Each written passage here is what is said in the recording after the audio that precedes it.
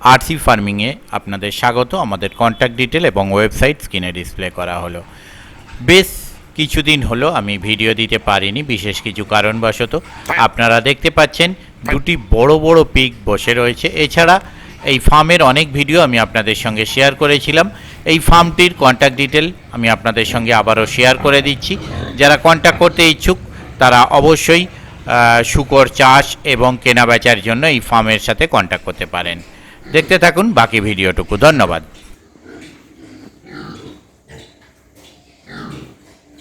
বাচ্চাগুলো ঠান্ডায় কাঁপছে, বাচ্চাগুলো ঠান্ডায় কাঁপছে।